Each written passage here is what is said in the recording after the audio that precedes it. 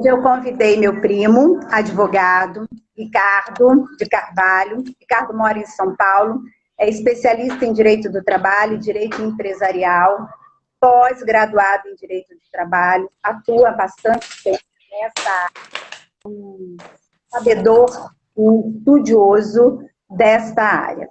Eu convidei o Ricardo com o intuito de esclarecimento, porque nós estamos aí vivendo essa pandemia, né? Nós estamos vivendo um momento muito treva, muito escuro. Hoje eu vi um jornal de 1 hora, e vendo a situação de empresas e a situação dos trabalhadores das empresas, né? E aí eu começo essa live agradecendo a participação de todos, agradecendo o convite do Ricardo, e com uma frase de Victor Hugo, filósofo. Ele diz assim: o trabalho não pode ser uma lei sem que seja direito. Trabalho não pode ser uma lei sem que seja direito. Ricardo, boa noite, seja bem-vindo à sua cidade, Mansa. Para hoje. Então, eu vou confessar que as leis brasileiras, assim, as nacionais, nossas leis nacionais, acho que o mundo inteiro eles não estão preparados para o que está acontecendo. Nossas leis, elas foram promulgada, publicada num tempo de paz, né? Vamos dizer que a gente está num tempo de guerra, de um vírus, uma guerra com inimigo invisível.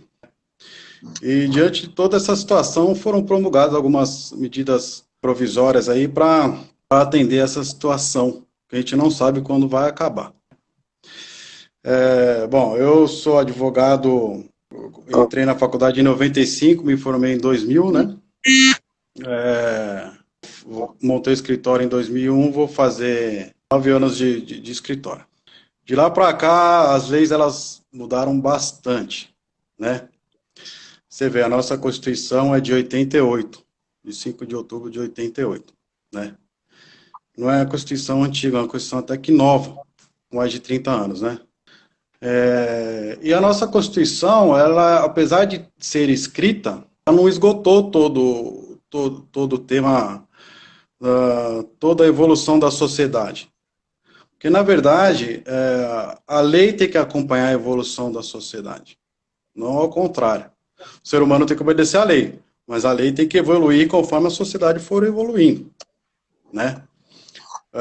Antes disso era um outro regime, era o regime militar, que não era uma república federativa, né? É uma coisa de ditador, né? E a Constituição Federal, como muitos aqui devem saber, tem alguns colegas advogados aqui, ela foi sendo modificada através de emendas constitucionais, né? A Constituição ela só pode ser alterada através de emenda constitucional. Está no artigo 60 da Constituição. E algumas alterações, elas produzem efeito imediato. E no direito constitucional, a gente fala que a interpretação da Constituição ela tem 3 segmentos, né? Que seria a interpretação de eficácia plena, por exemplo, a lei entrou a Constituição fez lá um artigo, ele tem aplicação imediata, né? E tem alguns artigos da lei, da Constituição, que não tem a aplicação imediata, que é conhecido no direito direito constitucional como que depende de outra lei, e de aplicação constitucional da lei de greve. O servidor público, ele não tem uma lei específica da lei de greve. O setor privado já tem, que depende de lei. Então, ele é de eficácia imediata, ele não é imediata, não tem como ele exercer o direito dele. E nisso por isso que eu estou falando na evolução da lei. Mesma coisa foram algumas situações, por exemplo, do Código de Defesa do Consumidor, apesar de ter lá no artigo 5º a proteção ao direito do consumidor, não existia a lei do consumidor. Foi fazendo, que é 8.078 de 90. Também não existia, o Código Civil, ele era de 16, bem anterior à Constituição Federal, que é de 88. Aí foi feito um novo Código Civil. que é de 2002 aí, para poder atualizar de acordo com a evolução da sociedade. A CLT também, ela é de 43, mas também houve a reforma, a ECA, tratados internacionais, por exemplo, direitos humanos, apesar de ter previsão lá, era um dos princípios previstos lá na Constituição, que é a proteção dos direitos humanos, também não existia. Existia tratado, só que agora o direitos humanos ele entrou como norma constitucional, antes não era infraconstitucional. Então, tudo que é relacionado a direitos humanos, ela entra como norma constitucional. O direito previdenciário, que é a aposentadoria, existe lá a previsão no artigo 201 da Constituição Federal, mas também tem que ter a lei para prever qual o regramento. Aí entra a lei 8.212, de 91, ou 8.213, né? A saúde, também tem a saúde para todos, mas aí eles tiveram que fazer adaptações para certas pessoas. Tem uma lei, se eu não me engano, o número acho que é 8080, que fala dos deficientes físicos, essas coisas assim. Estatuto do Idoso, Lei da Maria da Penha. Então, a Constituição Federal, ela não esgotou tudo, né?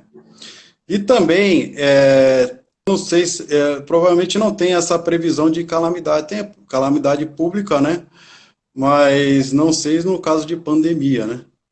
Então, por isso que eles editaram aí medidas provisórias na área do direito do trabalho, que uma é a preservação do trabalho e emprego, né? Deixa eu ver aqui, que quem decora artigo é preso, né? Eu interpreto. Então... Exatamente. Bom, é a medida provisória 936 de 2020, que fala exatamente da manutenção do emprego, né? E tem a 927 de 2020, que fala do enfrentamento da calamidade pública. Exato, Ricardo. Eu acho que o maior sofrimento, de uma maneira geral, dos trabalhadores, né, é justamente isso ser tão novo, tão atual e tão desconhecido para todos. O medo do trabalhador, né, do empregado, é o empregador tá fazendo algo que o prejudique. Então, nós estamos vendo aí suspensão de trabalho, nós estamos vendo redução de carga de trabalho, redução salarial, né? Isso. Que o empregado, ele tem acesso ao conhecimento desse direito dele, nesse momento de tanto sofrimento. Porque ele... O empregado. Eu sei que o empregador também está passando um perrengue. As empresas estão quebrando, as empresas estão pedindo auxílio ao governo federal para manter, né? E o empregado, por sua vez, ele fica perdido, porque sabe se o que a empresa está fazendo é real dele, entendeu? Acho então que isso também causa muito sofrimento. Sim, então, por isso que vieram essas duas... A lei é pública, né? Ninguém pode negar conhecimento à lei. Isso aí está na lei de introdução ao Código Civil, que não é mais não é a lei de introdução ao Código Civil, né? Mudou o nome. Mas a base legal é a mesma, entendeu? Então, o que acontece? O empregador, qual é a função dele? Produção. O empregador, ele quer produzir lucro. Só que para isso ele precisa da mão de obra. Isso. Uhum. E... empregado, qual que é o que o empregado quer? Manter o emprego, né? Continuar recebendo o salário. Então, o que acontece? Foi editada essa deixa eu pegar aqui, medida provisória 936, né? Que ela exatamente que é um programa emergencial de manutenção do emprego e renda. Aqui não tenha muita dispensa de empregado, né? E não pare a produção. Aí, através disso, eles começaram a algumas funções, algumas funções de pessoa privada, que são essenciais, tiveram que continuar trabalhando no local, alimentação, farmácia, pessoal da saúde, né? E outros eles transferiram para trabalhar em teletrabalho, que é de dentro de casa. Por quê? Para manter o afastamento das pessoas, né? para que esse vírus não chegue na casa de ninguém, né? Então, houve a redução. A redução, essa medida provisória 936, ela tem duas previsões, foi o que você falou, que é a redução proporcional de jornada, de trabalho, de salário, ou a suspensão temporária do contrato de trabalho, né? Na suspensão temporária do contrato de trabalho, o empregado ele não recebe nada. Ele pode requerer, dependendo do tamanho da empresa, a parcela de seguro-desemprego. Dá no máximo 2 parcelas, porque essa suspensão se dá por 60 dias no máximo, entendeu? E a redução da jornada de trabalho, que é que é a primeira previsão. Na verdade, a primeira previsão é essa, é a redução do trabalho, né? Redução da jornada e do salário. Essa dura por 90 dias. E aí, nessa situação, as empresas, tem uma previsão no final dessa medida provisória, que tem um faturamento bruto superior a 4.800.000 reais, ela poderá suspender sem a ajuda do governo. Só que ela tem que pagar 30% do salário da pessoa durante 60 dias. Aí tem um patamar também de empregados que ganham um certo salário maior lá, ou menor, até 3 mil e pouco, a empresa entra no benefício, o governo ajuda. Empregado que ganha 12 mil e alguma coisa, ou é curso superior, quem arca é a empresa. Então, para a pessoa ter conhecimento, ela tem que ler essa medida provisória profundamente. Tem alguns casos, exatamente, tem alguns casos. A pessoa que ganha mais de 3 mil e pouco tem que ser através de acordo coletivo. Não pode ser um contrato individual, entendeu? Quem ganha até 3 mil e pouco é um contrato individual. Quem ganha mais tem que ser através da convenção coletiva, acordo coletivo, em geral. E esses desempregados que é hipersuficiente, né? Eles também têm que ser através de uma norma coletiva. Essa situação. E tem a outra situação da outra medida provisória. A outra medida provisória, ela busca enfrentar a calamidade pública. Aí criou alguns tipos de situações também que o empregador pode fazer para garantir o emprego do empregado. Por exemplo, aqui são algumas previsões que tem no artigo 3º dessa medida provisória, que é a 927 de 2020, fala que o trabalho ele pode ser feito teletrabalho, né? Que é em casa. Aí o empregado vai usar os equipamentos dele. Caso ele não tenha, a empresa tem que fornecer. O empregado pode antecipar férias individuais, no mínimo são de 5 dias. Ele pode conceder férias coletivas, né? Alguns feriados, desde que não sejam religiosos, a empresa também pode antecipar, porque a pessoa fique em casa. Essa intenção, banco de horas, né? Tiveram algumas exigências de suspensão do seguro e segurança e saúde do trabalho também. Direcionar o empregado para a qualificação também pode ser feito. São algumas dessas situações. Agora, a pergunta é, empregado que trabalha em casa, teleatendimento, tem direito a hora extra? Cláudia está falando. Tá me ouvindo? Estou ouvindo, é que a Cláudia está home office. Estou ouvindo. Isso, home office, é o teletrabalho. Office em inglês. Acaba sendo a mesma coisa. Mas a gente usa muito office, né? É engraçado isso. Não, a gente usa muito a palavra de fora. No próprio direito mesmo, a gente usa muito o latim. Sim. Eu vou dar uma situação aí que não é do direito do trabalho, que a gente tem que, às vezes, explorar as outras áreas, que as pessoas estão pensando muito no direito do trabalho. Por causa que tem garantir o emprego e tal. Tudo bem, aí eu pergunto o seguinte, para registrar o que paga a pensão alimentícia, que na previsão dele lá, que foi feito o acordo, não é descontado na folha de pagamento. O acordo que ele tem, vou pagar R$1.000 por mês, não é descontado na folha dele. Então, ele, por exemplo, se há redução salarial, o que ele vai fazer para pagar esses R$1.000? Entendeu? Se não é descontado pela empresa, porque se é descontado pela empresa, a empresa vai descontar lá 30%, 25%. É automático. O cara está na iminência de sofrer, por exemplo, prisão civil. entendeu? Eu não sei se não vai demorar, não, isso. Acontece, cara, nessa situação, eu sugeria que a pessoa entrasse com uma ação revisional de alimentos, né? Sim, porque esse esclarecimento é bem bom mesmo, porque é um acordo entre as partes, não é descontado da empresa. Então, ele promete lá pagar R$ 1.000 de pensão alimentícia. Nesse momento, o salário dele cai, ele não tem condições de manter. Ele não vai acordar novamente. Para ele não ser preso, né? Ele tem que ir à justiça para pedir a revisão da pensão. Isso, informar para o juiz que houve redução, já pede uma tutela de urgência, né? Para reduzir. Então ele está na iminência da pessoa entrar com uma ação de execução de alimentos e o juiz pedir mandado de prisão. O cara ainda está preso no meio da pandemia, né? No meio da pandemia. Eles querem soltar o preso, é meio contraditório. Eles soltam o preso e tem que prender, né? Sim, então... sim. Então, quer dizer...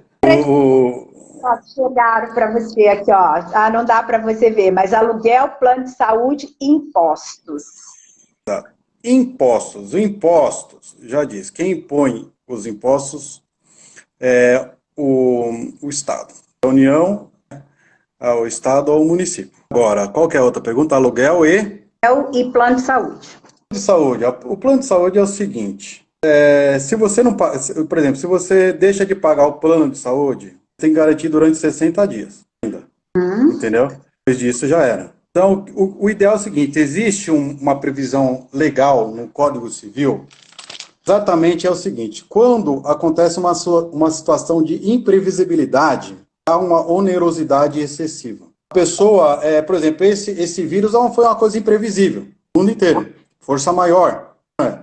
Sim. E continuar pagando aquele valor do contrato, não aguenta mais a pessoa. A pessoa, no ideal, seria ela entrar com uma ação de revisão contratual, pedir uma tutela de urgência que o juiz reduza de plano dentro do valor que ele possa pagar. Nisso, ele vai ter que demonstrar para o juiz que perdeu o emprego, que houve redução salarial, prova documental, né?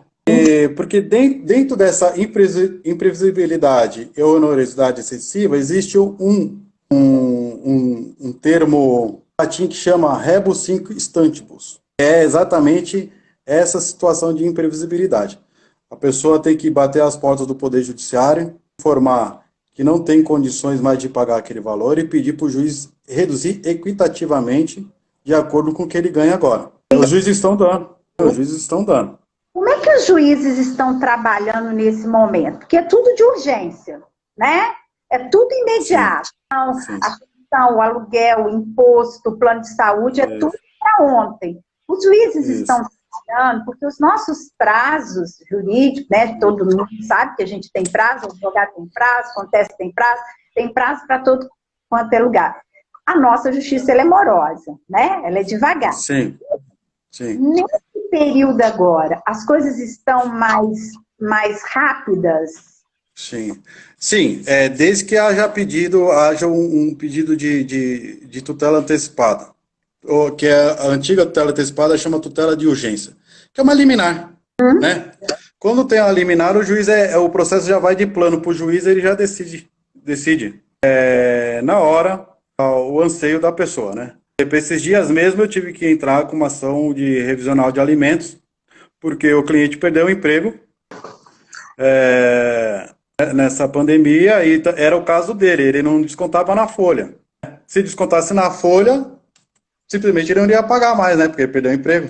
Sim. Aí eu entrei com a revisional e não consegui na primeira instância, eu fui conseguir reverter na segunda, entendeu? Aí reduziu pela metade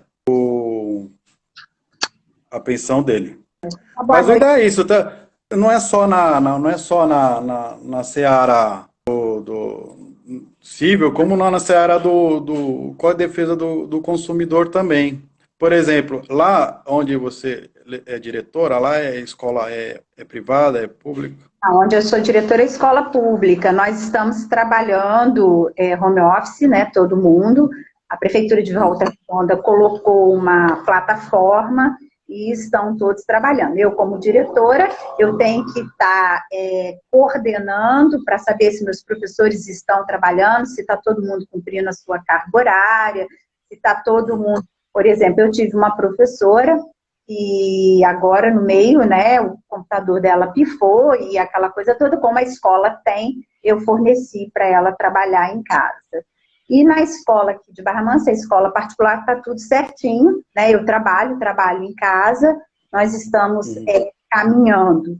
O Daniel, que trabalha na prefeitura, ele trabalha, porque ele é da área de tecnologia, mesmo a prefeitura estando fechada, a área dele hoje é de frente, então é fundamental, ele não pode ser dispensado. O Jomar é autônomo, é negócio próprio, tem que trabalhar. O Arthur, sim, a faculdade está fechada, ele veio para casa.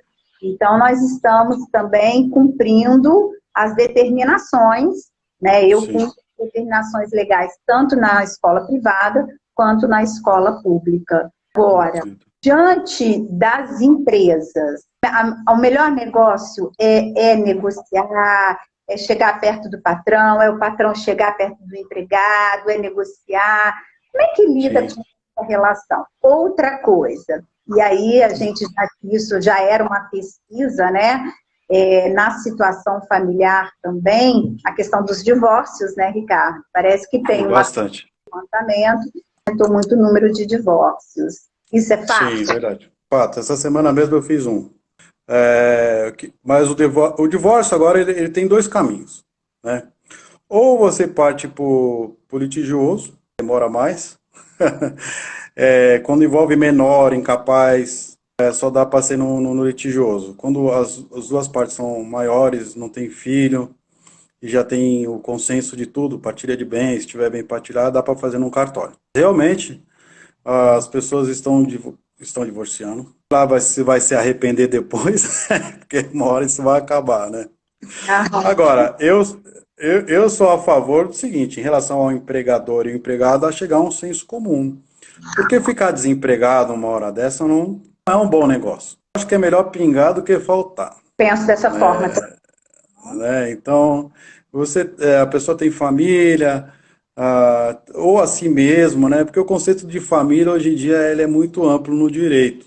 Uma pessoa que mora sozinha é família. De repente vai, né? Tem um apartamento penhorado, ali fala, não pode penhorar bem de família. O que é família? Ele é muito amplo. Então, acho que é conversar com o patrão, fechar um acordo, ver que o sindicato se enquadra naquele sistema do sindicato de ganhar mais de 3 mil e pouco. O sindicato fez alguma convenção, algum acordo coletivo. Se é aquele empregado que ganha mais de 12 mil ou tem superior, também se o sindicato também entrou em contato com o patrão para fazer o acordo coletivo, essas coisas. Senão é chegar no patrão e negociar, porque o acordo o empregado não é obrigado a fazer, isso está na medida provisória. Mas se ele não fizer, ele pode estar na lista dos desempregados depois. Mas eu vou te falar um negócio. Eu acho que as pessoas não precisam ficar desanimadas. Pelo contrário. Acho que elas têm que ter esperança e acreditar que depois tudo isso vai passar e todas as empresas vão ter que recontratar. Eles vão querer continuar crescendo, vão querer se recuperar. Então, é provisório. As empresas vão ter que se adaptar ao novo sistema, encontrar a vacina. Eu tenho uns colegas meus que às vezes ficam reclamando, eu acho que eles vão ter que reclamar, que vai ter muito processo. Vai mesmo. Vai ter muito processo. Infelizmente, vai ter muito inventário também, das mortes aí pelo Covid, essas coisas assim. E, inclusive, eu até digo as pessoas informarem o juiz da morte, né, dentro de um prazo aí, por estado, né, às vezes em São Paulo, não sei se são 30 ou 60 dias, você tem que informar o juiz, escapar multa, que depois tem que pagar, que você tem que recolher o imposto do ITCMD, causar mortes, né? Então já vai procurando advogado, vai tentando resolver, entra em contato com o advogado, informa. E o judiciário não fechou, entendeu? O judiciário está aberto. Muita gente que acha, não, as portas físicas dos judiciários estão fechadas, mas os processos, eles andam. Hoje os processos, eles são digitais. Então você contrata seu advogado, você não precisa nem ver a cara dele. Manda tudo pela internet, ele manda a procuração pela internet, você manda contato pela internet, faz pagamento pela internet e dá seguimento à sua vida. Não espera passar essa fase para tentar resolver, porque aí vai ser mais oneroso até, dependendo da situação, vai ser mais oneroso. No caso do inventário, vai que dura mais de 60 dias da morte aí da pessoa. E aqui, mas não é só no caso do inventário, porque, por exemplo, sou advogada formada, mas não atuo nessa área.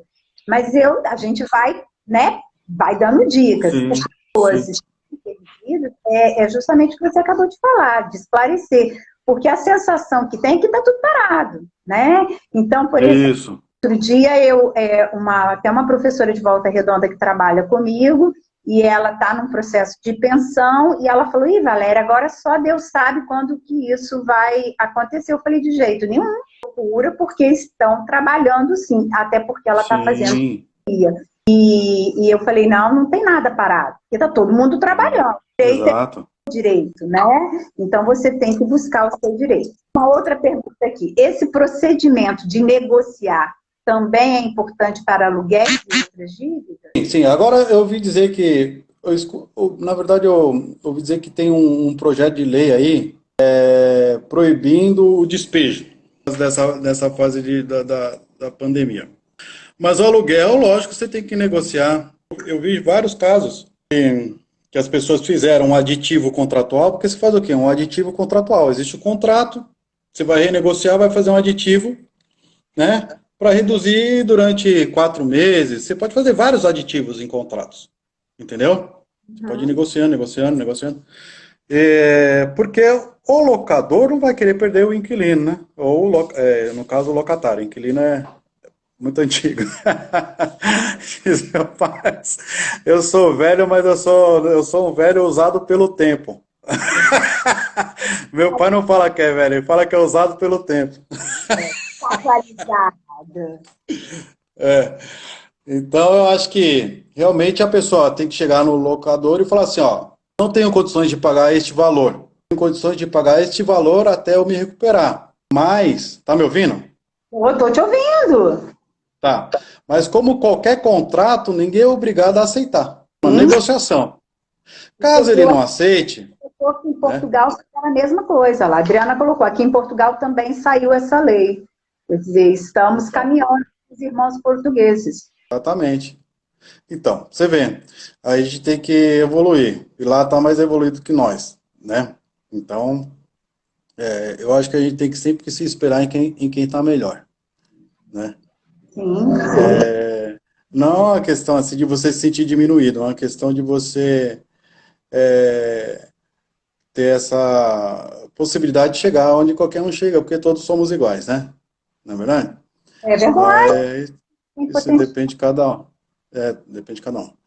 Bom, então acho que se a pessoa não quiser resolver essa situação de uma forma amigável, ele pode buscar o Poder Judiciário, como eu falei, e pedir, demonstrando para o juiz, através de provas documentais, que ele não tem condições de pagar aquele valor. E nisso pedir uma tutela de urgência para que o juiz reduza equitativamente de acordo com o ganho dele. Mas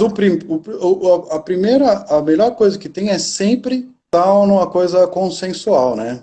É o bom senso, né?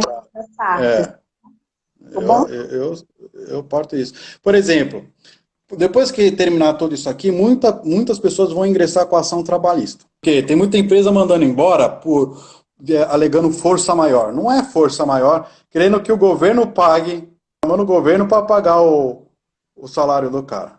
Não é. Existe uma coisa no direito do trabalho, tem uma previsão nesse sentido, que chama fato do príncipe. Por exemplo, há um fato determinado do governo, a empresa venha quebrar por causa desse fato, o governo é responsável. Mas no caso aqui, eles estão mandando muita gente embora por força maior, alegando esse fato do príncipe.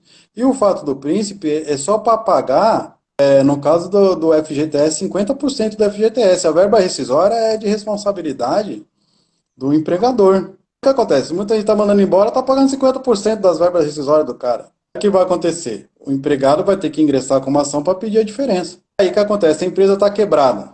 empresa quebrada. Não adianta você sair, não, eu vou até o final, eu vou detonar, vou não sei o quê, e não receber. Então, pelo bom senso, acho melhor você, se ingressar com uma ação e vier ter a audiência, você fazer um acordo e receber do jeito que o cara possa pagar, meu. 100% de zero é zero. Sim, é verdade. É. Então, você ter lá uma sentença bonita, o juiz te dando tudo que você pediu de forma procedente, você não receber R$ 1. Porque a empresa está quebrada, né? Da onde que vai tirar? Então, Onde que vai tirar? então eu acho que muitos processos irão acabar em conciliação, que é o melhor caminho. É melhor você receber e recebendo do que não receber. Aham, que são os acordos, né? É. O mundo jurídico, ele vai ficar de pernas para o ar, né, Ricardo? Sim, sim. Com Eu acho. informações de todos os lados, de todos, né, do menor ao maior. E aí a gente volta no, né, como é que a defensoria pública vai atender os pobres e fale, vai ter Aí, então, aí vai ter estrutura, né?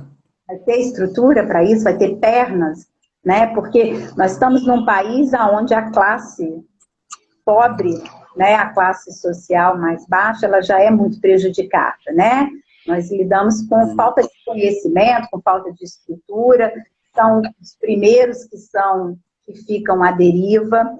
Você acha que o Brasil, em termos de defensoria pública, para atender esse cidadão, vai dar conta? O que acontece? Os defensores públicos não conseguem dar conta, tanto que eles colocam até estagiário para fazer a entrevista do, do- da pessoa que está procurando, né? Eu não sei como é aí no Rio de Janeiro. Aqui em São Paulo, existe um convênio com a Defensoria Pública e a OAB, né? Alguns processos são encaminhados para advogados privados mesmo, né? Uhum. E a Defensoria Pública existe uma tabela de acordo com a ação. Por exemplo, ação pelo procedimento ordinário é tanto, né? Ação de alimentos é um valor. E assim eles conseguem dar conta de atender a população, né? No Rio de Janeiro, eu não sei se existe esse convênio, você sabe? Eu acho Eu não sei. que, eu acho que eu estou fora, né, desse mundo, mas eu acredito que sim. Eu sei que aqui a Amanda estava até participando, é minha filhada, a Amanda faz direito, né, e Uhum. trabalha no fórum, é estagiária no fórum, e ela tem atendido, né, home office como estagiária, mas o defensor tem fechado muito serviço para eles, para os estagiários, e ela tem atendido bastante, né? Então, os que já estavam, ela ainda fala para mim, me chama de Dindinha, Dindinha, já estou atendendo, continuo atendendo, e os juízes estão despachando. Então, assim, eu acredito também que existe essa parceria aí com a OAB, e a gente vai ter que aumentar muito essa questão de parceria, porque isso também vai ser solidariedade, né? Sim, sim.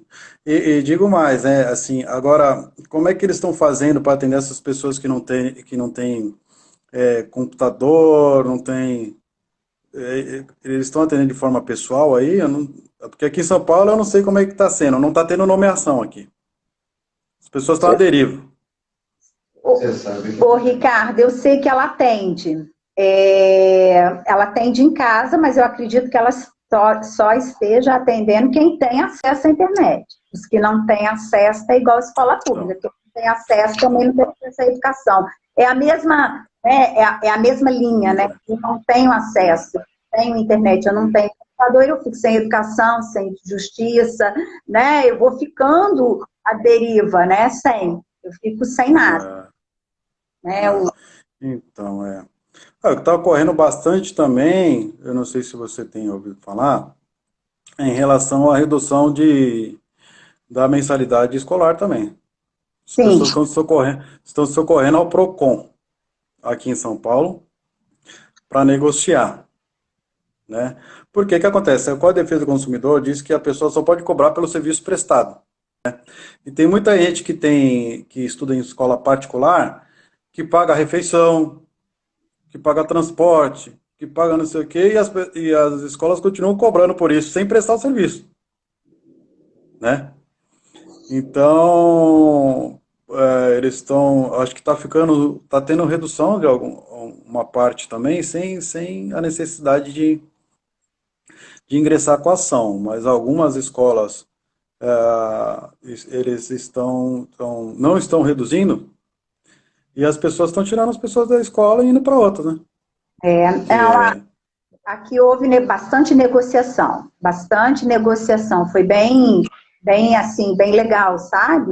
A forma que conduziu, né, das escolas aqui de Barra Mansa, Volta Redonda também, né, porque eu trabalho lá, Volta Redonda algumas escolas também fizeram, e parece que nenhuma dessas, pelo menos que eu tenho contato, tive que ingressar, o pai teve que ingressar com uma ação contra a escola. Já foi um pouco automática, a escola já, sim, já caminhou, sabe? Já foi sim, caminhando. É isso aí, o serviço não estava sendo prestado, ainda mais escola que atende tempo integral, né? E a isso. escola já foi negociando. É o caso da minha filha aqui. Dá um abraço aqui pro Dr. Gardner, meu amigo aqui, para minha irmã Roberto. Obrigado. Roberta, minha prima de segunda, doutor. Ricardo, voltando ao direito do trabalho, por que você escolheu essa especialização? O que te encantou dentro do direito do trabalho? Ó, principalmente que o trabalho. Quantas vezes já falaram que a Justiça do Trabalho iria fechar? Muitas. Não Não tem tem, como. nunca. Porque não tem como. Pelo contrário, ela agora está mais em voga ainda, né? Diante dessa situação da pandemia. Reformas trabalhistas foram feitas, reduzindo muito o direito de empregado, né? Aumentando a negociação coletiva, dando mais poder aí aos sindicatos, né? Fechando, apesar que não está recolhendo mais o custeio, né? Não é obrigatório. Mas o direito de trabalho, ele é fundamental para a vida da pessoa, né? Tanto do empregador, que precisa da produção, quanto do empregado. E eu digo que para mim é o direito mais sensível de todos, né? Porque é da alimentação da pessoa e da família da pessoa. Então, eu confesso que no começo de carreira eu não gostava muito do direito de trabalho. Eu atuava mais no direito civil, família, essas coisas assim. Mas depois eu comecei a fazer alguns trabalhos para escritórios de São Paulo, na área trabalhista. Lá é diferente. É uma lei à parte. Quem não atua no direito do trabalho acha que é um ET. Quando entra lá, o pessoal fala, o que está acontecendo aqui? Fica perdida. Mas o advogado que atua na área do trabalho, ele atua em qualquer área. Você pode colocar o advogado para fazer uma audiência aí no criminal que ele tem jogo de cintura. Porque é o dia a dia. Direito de trabalho é o dia a dia de todos. Todo mundo precisa do direito de trabalho, né? Não tem uma profissão em si, ou uma pessoa em si que não trabalhe, que não venha trabalhar. Ah, Então, foi por isso que eu atuei. E digo mais, também fiz direito, eu fiz pós em direito empresarial também, né? Primeiro eu fiz empresarial, que é algo que eu atuava bastante, atendia bastante empresa. Mas tem na empresa, então, na empresa eu fazia muito a parte de recuperação de crédito, de falência, ia muito atrás dos credores, né? Dos devedores dos meus clientes, né? Mas o direito do trabalho é ímpar, mim, né? Tem muitos colegas aqui também que adoram o direito do trabalho. E você vê, precisou de duas MPs, ou pelo menos uma MP, só para falar de direito do trabalho. As duas, né? Falando de direito do trabalho. Só para falar do direito do trabalho, né? Agora, vê se tem MP que fala do direito criminal. Vê se tem MP que fala de família. Vê se tem MP que fala de outra, do civil. Vê se tem MP que fala de tributário. Fala assim, estão suspensas as cobranças do tributos da União para o Estado. Mas na relação privada mesmo, só a nossa. Só o direito do trabalho. Então o direito do trabalho é o top para mim do ramo dos direitos e um ET para o outro, né? Porque quem não atua... Fala, né? O Eli, é dentista também, entrou aí. Nós estamos aqui um papo aqui com o doutor Ricardo, advogado de São Paulo, falando do caso dessa pandemia e como o mundo jurídico está vendo isso, né? Que está lidando com toda essa situação. Ricardo, no direito do trabalho, né, você acabou de dar uma aula aí, né? E eu realmente nem tinha pensado por isso. Ninguém vai ficar sem, porque todo mundo trabalha e o direito do trabalho precisa ser garantido, né? E aí a gente tem que estar olhando, e os advogados trabalhistas também, né, acolhendo os dois lados, né? O empregado e o empregador, né? Lidar com contas, porque nesse momento está todo mundo sofrido. Precisa. Tem muito juiz liberando, como se pode dizer, tem muita gente sendo mandada embora por justa causa, né? Ou força maior. E a pessoa está ingressando com a ação pedindo para liberar o fundo de garantia. Tem muito juiz liberando o fundo de garantia nesse estado aqui. Apesar que a Caixa Econômica também, eu ouvi dizer que elas não iam precisar mais de ordem judicial. Mas o direito do trabalho é o alimento da pessoa que ela come, dela, da família. Então, E agora, o procedimento do direito do trabalho, ele é mais simples. E ele tem que ser mais simples, né? Porque a tutela tem que ser rápida. A fome, ela bate as portas. A Cláudia falou, olha o que a Cláudia falou, o direito do trabalho está igual a Fênix, renasceu das cinzas. Isso. Estou fora desse mundo e é engraçado que eu trabalho em escola fora desse mundo, aí todo mundo fala, Valéria é advogada, então ela entende. E as perguntas todas estão sendo voltadas para isso, por isso que eu chamei o Ricardo aqui, para o primeiro bate-papo, porque daqui a pouco a gente vai fazer tantos outros quantos necessário, né? E renasceu das cinzas mesmo. Hoje vai ser o seguinte, né? Vai todo mundo entender de direito de trabalho, né, Ricardo? E vai clicar no Google, vai colocar um negocinho lá, uma palavrinha, né? E vai... Porque o Google responde todo mundo, né?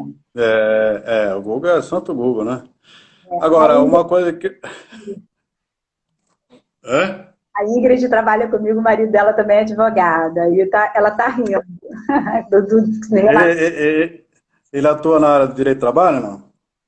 Não sei, Ingrid, ele atua na área do direito do trabalho? Eu não me lembro. Um abraço aqui pro doutor Rodrigo Cassitori. Boa noite, doutor Rodrigo. Tô falando aqui, tem um monte de férias aí, né? Os caras são fera aí.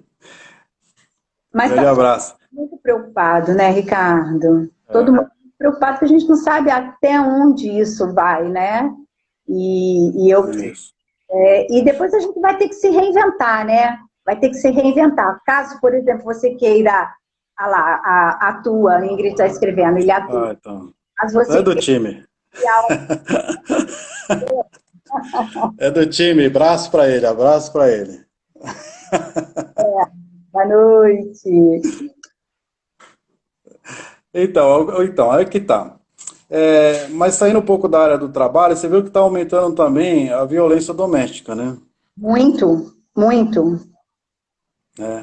E agora eles estão criando até uma espécie de para a pessoa chamar a atenção. Eu vi hoje na televisão que agora o síndico em Minas Gerais, isso lá em Minas Gerais, foi criada uma lei que o síndico, caso saiba que está tendo algum caso de violência doméstica, ele é obrigado a informar a autoridade através de um boletim de ocorrência. Agora acontece o seguinte, isso é um risco enorme para o síndico. Porque de repente ele faz um boletim de ocorrência. Não só e não aconteceu nada, ele pode responder por denunciação caluniosa, que é um outro crime. É um outro crime, calúnia e difamação, né? Então, o que acontece? Você não pode, a pessoa não pode sair acusando, pô, tá tendo briga e tal, não sei o quê. Se eu sou o síndico numa situação dessa, eu chamo a polícia. Em vez de fazer o boletim, chama a polícia e manda a polícia subir, porque senão corre risco. Mas está aumentando gigantesca, muito, são vários os casos da lei da penha, né? São esses homens desequilibrados que, para mim, quem bate mulher é que não gosta. Então, É, porque não é possível. é, não, covarde, homem que bate mulher é covarde. Não, É, qualquer violência em qualquer gênero é covarde. Se eu te contar, é, a Álvaro trabalha no CVV, né? Ela exato. atende no CVV. E ontem ela me ligou para dizer que aumentou o número de ligações de crianças. Crianças ligando para o CVV pedindo socorro. Que ela atendeu uma criança, depois eu dormi só pensando na criança, que a criança falou que queria voltar para a escola porque estava com muita saudade da tia, porque a tia era muito melhor do que a mãe. E aí, olha que situação de atendimento no CVV, né? Muitos atendimentos no CVV de suicídio, de depressão, Tem, das doenças tem. típicas, né? Mas aumentou Sim, sim. a violência. E dentro do CVV, as mulheres ligam para pedir socorro para a violência doméstica, porque muitas das vezes elas não querem denunciar. Elas Tem querem medo. encontrar lá no outro lado do CVV alguém que diga como elas devem conduzir, né? Como elas vão conduzir. O sofrimento tá muito grande. E assim, Mas dentro da lei da Maria da Penha, ela tem várias oportunidades de pedir o afastamento do lar, do agressor, entendeu? Ou ela se afastar do lar. Isso tem toda previsão na própria lei da Maria da Penha, sim. Mas ela entendeu? tomar essa iniciativa, né? A Deise colocou aqui, a Deise trabalhou comigo, convivência diária, mais problemas financeiros estão destruindo as relações, né? Os problemas, eles são violentos muitas das vezes porque estão voltados até por problemas financeiros, né? Exatamente. E não tem. Exatamente. Um abraço pro Chafi aqui. Eu atendo, eu já atendi em escola casos de mulheres e a gente conduz, né, na escola pública lá em Volta Redonda e ela fala, eu não tenho coragem, eu tenho maior medo, ele volta e me mata. Eu tive com uma merendeira escolar que ela chegou na delegacia para denunciar, ela chegou a me ligar num domingo à noite que ela tinha apanhado do ex-marido e quando chegou na delegacia era uma mulher e a delegada não acreditou na história dela. Não. Tem isso também. Então, assim, e aí elas inibem, né? Elas voltam atrás da decisão da denúncia, né? Elas voltam Sim. atrás porque como é que, né, a delegada queria ouvir a criança, a menina, aí ela me ligou, Valéria, minha filha só tem 8 anos, 9 anos. Eu falei, não, você não tem obrigação nenhuma de levar sua filha para ninguém ouvir. Vamos esperar o dia amanhecer e você vai direto ao judiciário para a gente ver o que a gente pode, que forma que vai ser conduzido, né? Ele teve que entrar até com uma denúncia contra a própria delegada. E é impressionante. Sim. Isso Prevaricação, né? Prevaricação. é. Prevaricar é deixar de fazer o que tem que fazer, é um ato oficial. Então, então, ou no Ministério Público, né, meu? Eu não sei como é que é a atuação no Ministério Público Ela foi nessa fase. no dia seguinte ela foi direto para o MP, porque aí eu falei para ela, você vai, e se precisar eu vou estar com você, né? Eu era só a diretora, eu estava só mesmo como apoio. E aí depois o Ministério Público ajudou e a coisa andou, né? Mas está tudo aumentando, né? Os crimes estão aumentando, vai aumentar Sim. a quantidade muito grande, furtos, roubos, violência, e a gente vai ver muitas ações também em relação à criminalidade, né? Quando eu fiz direito, né, e eu fiz lá terminei em 91, com 21 anos, 22 anos, eu era advogado formado, passei Um abraço, Jafê. eu passei Obrigado. última prova da ordem, tete a tete ali, ó. Dei show de bola. Era útil, era oral, né?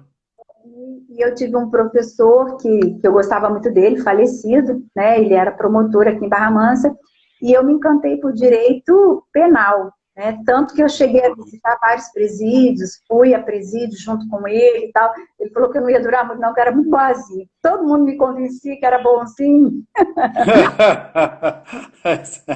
Eles são bons, né? Eu saí, que legal, show de live, que bom, Rafael. Eu saía lá, eu ouvia lá a galera e eu falava assim, ai, gente, coitado, nossa, ele não merecia estar aqui. Mas ele vai durar. São todos inocentes, né? Mas são, né? Mas tem algum... Essa situação, né? Depende da situação da vida. A gente não sabe como a pessoa foi parar lá. Não sabe. E a gente tem que ouvir. Ou por quê? Tem que ouvir tudo. Agora, tem outra coisa que também está acontecendo em relação aos idosos, né? Como é que o Ministério Público está atuando em relação aos idosos, né? Porque essa doença, esse vírus, no caso, ele é fatal aí para a pessoa idosa, né? Então, eu acho que a atuação do Ministério Público tem que ser mais veemente dentro dos lugares que abrigam os idosos, entendeu? Sim.